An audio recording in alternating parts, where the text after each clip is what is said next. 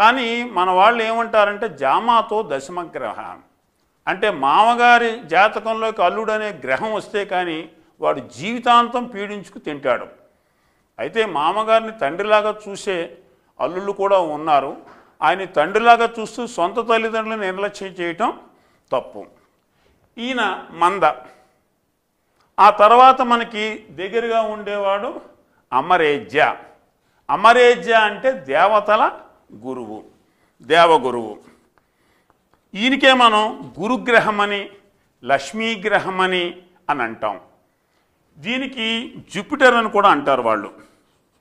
ఈ జూపిటర్ అనే మాట నిజానికి ద్యోపితాహ